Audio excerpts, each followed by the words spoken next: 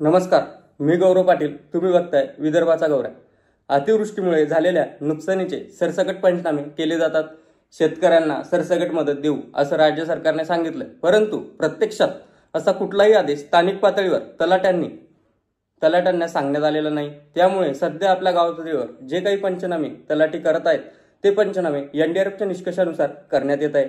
त्यामध्ये ज्या शेतकऱ्यांचे नुकसान 33% किंवा त्यापेक्षा जास्त आहे त्या शेतकऱ्यांना मदत मिळणं शक्य असते. आता राज्य सरकारच्या म्हणण्यानुसार किंवा राज्य सरकारने जे आश्वासन दिले त्यानुसार जर सरसकट मदत करायची असेल तर राज्य सरकारला स्वतःच्या तिजोरीतून खर्च करावा लागेल आणि त्यासाठी राज्य सरकारने आतापर्यंत कुठलाही निर्णय घेतलेला नाही किंवा कुठलेही आदेश काढलेले नाहीत. त्यामुळे राज्य सरकारचं जे काही आश्वासन आहे सध्या तरी ते आश्वासन आहेत. आता पुढच्या काळामध्ये जर राज्य सरकारने या विषयाचा काही निर्णय घेतला तेव्हा आपल्या शेतकऱ्यांना सरसकट मदत मिळू शकते. आता राज्यामध्ये ऑगस्ट आणि सप्टेंबर महिन्यामध्ये अतिवृष्टीमुळे खूप नुकसान झालेलं आहे.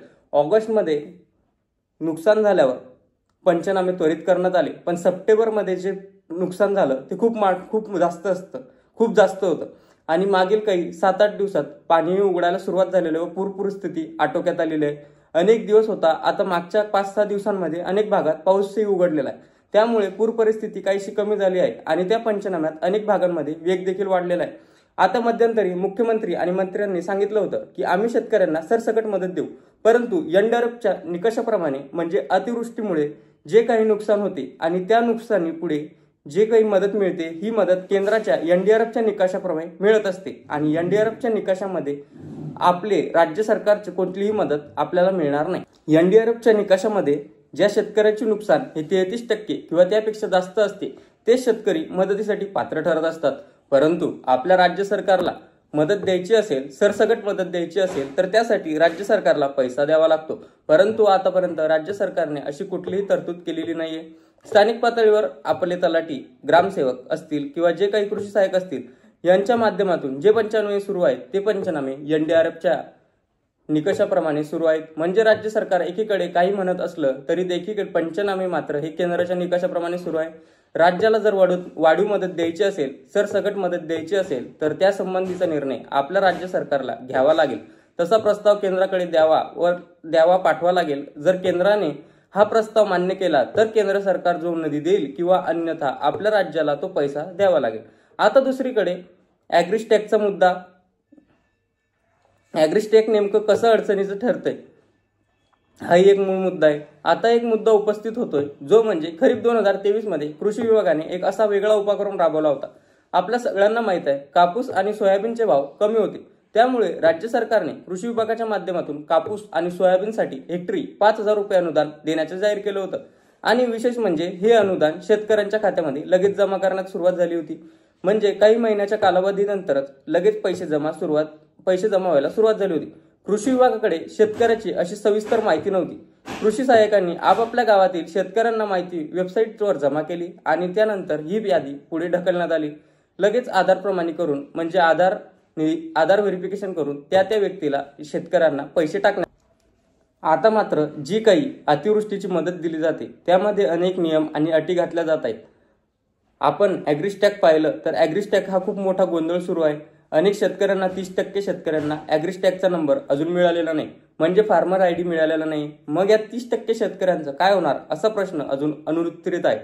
सरकारकडून याविषयी अजून काही देखील सांगितलं नाही. परंतु जे पंचनामे सुरू आहे त्या पंचनाम्यासाठी देखील खूप वेळ लागण्याची शक्यता आहे, कारण नुकसान क्षेत्र जास्त आहे. प्रत्येक गटामध्ये जाऊन जर तलाठी, कृषी सहाय्यक आणि ग्रामसेवकांनी पंचनामे करायचे असतील तर त्या गावात समजा एखाद्या गावाचं क्षेत्र जरी 800 किंवा 1000 हेक्टर असेल तर किमान 20 ते 25 दिवस या पंचनाम्यासाठी लागतील. आणि त्याच्या पुढे जो सगळा डेटा फीड करायचा आहे तो डेटा भरायचा आहे. हा डेटा भरल्यानंतर देखील खूप मोठ्या अडचणी येत आहेत. तलाट्यांना जो काही फॉर्म भरण्याचा आहे किंवा जो काही एक डेटा सेट तयार करायचा आहे इंग्रजीमध्ये करायचा आहे, म्हणजे त्याने सगळी माहिती इंग्रजीमध्ये टाकायची. बरे माहिती भरताना त्या शेतकऱ्याचं नाव, त्याचा गट नंबर भरायचा आहे, त्यानंतर त्याचं क्षेत्र किती ते भरायचं आहे, त्याचे पिकं कोणते, मोबाईल नंबर, आधार नंबर, ॲग्रिस्टॅक नंबर अशी अनेक प्रकारची माहिती भरायची आहे. आता शेतकऱ्याचं नाव म्हणजे शेतकऱ्याची यादी ही इंग्रजीमध्ये तयार करायची आहे. बरं, हा डाटा भरल्यानंतर देखील खूप मोठ्या अडचणी पुढे येत असतात. तलाट्यांना जो काही फॉर्म भरायचा आहे किंवा जे काही एक डाटा सेट तयार करायचा आहे तो इंग्रजीमध्ये करायचा, म्हणजे त्याने ती सगळी माहिती इंग्रजीमध्ये टाकायची.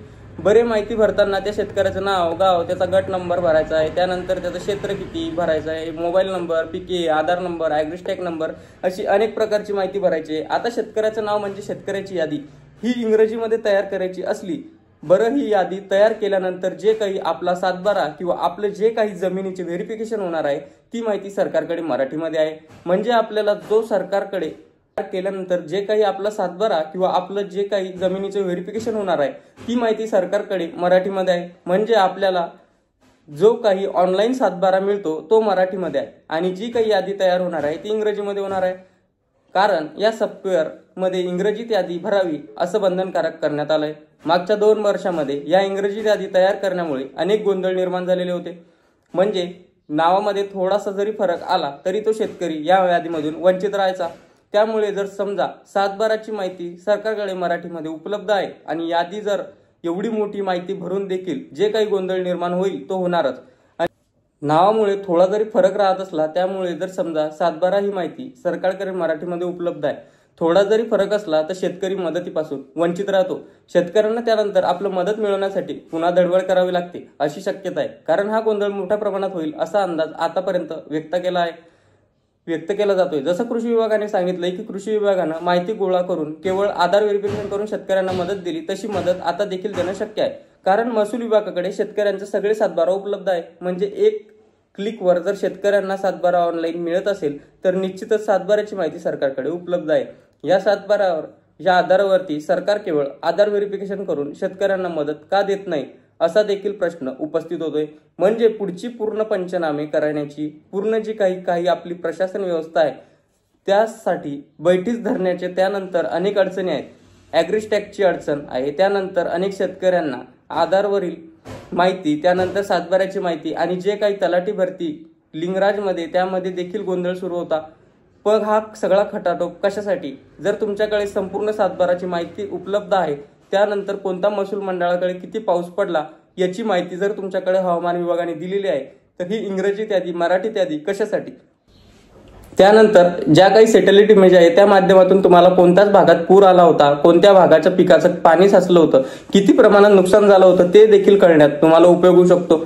त्याच्यानंतर शेवटी NDRFच्या माध्यमातून नेमकी पिकांची उत्पादकता किती कमी होणार याची माहिती देखील सरकार सहज उपलब्ध करू शकते. सरकारने जर तंत्रज्ञानाचा अवलंब केला तर अवघ्या आठवड्यामध्ये आतमध्ये राज्यातील पूर्ण पंचनामे पार पडतील आणि पुढच्या 2 आठवड्यामध्ये राज्य सरकार शेतकऱ्यांना मदती देऊ शकतं असे अनेक अधिकाऱ्यांनी सांगितलं. सगळ्यात महत्त्वाचं म्हणजे सुरुवातीला सांगितल्याप्रमाणे मुख्यमंत्री आणि सरकारने काही जरी आश्वासनं दिली आतापर्यंत तरी मात्र यांच्या आश्वासाचं प्रत्यक्ष कृती होताना दिसून येत नाहीये. त्यांना सांगितलं होतं की सरसकट मदत जाहीर करू, पंचनामे तातडीने पूर्ण करू, परंतु स्थानिक पातळीवर तलाट्याकडून जे काही पंचनामे केले जातात त्याला खूप उशीर झालेला आहे असं सध्या दिसून येत आहे. त्यानंतर जो डाटा सेट तयार होईल आणि तो डाटा सेट राज्य सरकारकडे पाठवला जाईल, त्यानंतर देखील अनेक शेतकऱ्यांचं जर नाव यादीमध्ये आलं नाही तर खूप गोंधळ उडेल. बँकेचे खाते नंबर चुकले किंवा आधार नंबर एक जरी वगळण्यात आला तर देखील मात्र या शेतकऱ्याला नुकसानीची मदतीसाठी जास्त काळ वाट पाहावी लागू शकते. परंतु ज्यात शेतकऱ्याचं क्षेत्र जास्त आहे आणि दिवाळीच्या आधी मदत मिळण्याची शक्यता कमीच आहे असं प्रशासनातील काही अधिकाऱ्यांचं सांगितलंय. आता राज्य सरकार नुकसान मदतीवरून जे काही गोंधळ घालतंय त्याविषयी तुम्हाला काय वाटतं?